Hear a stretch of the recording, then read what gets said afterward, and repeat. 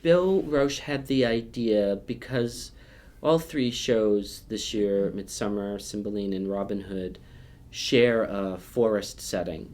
So Bill thought, what if we just did one set that would be shared by all three productions, that could have individual elements that get added or special things, but that the huge footprint was the same.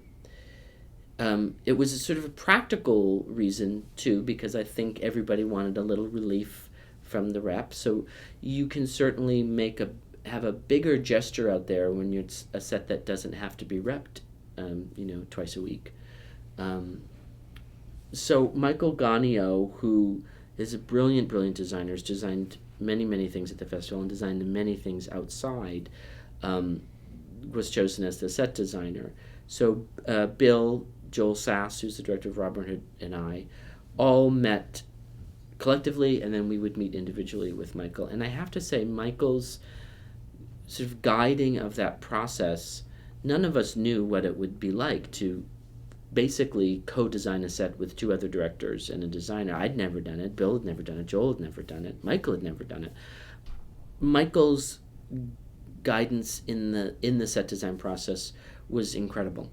The way he was able to deal with us individually and then as a group, really extraordinary. And his openness to all of our needs and suggestions has been incredible.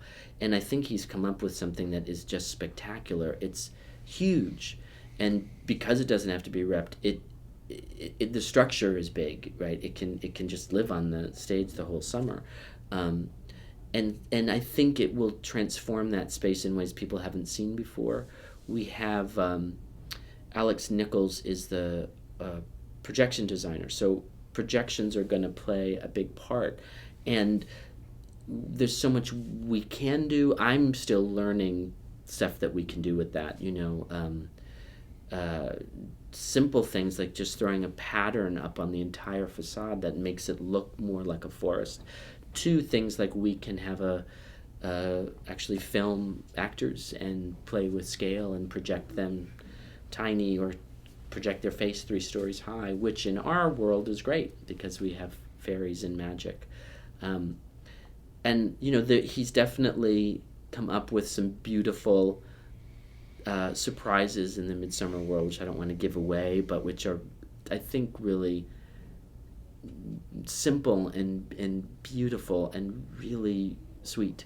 And I keep saying to him, it's a director's dream to stage on it because it's so interesting. There's so many levels out there.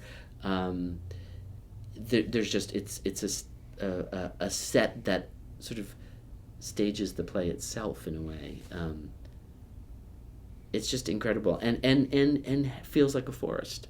And it's not realistic. It's not, fake tree trunks or even real tree trunks. It feels like a forest. It feels a little bit like Lithia Park has sort of grown into the Elizabethan.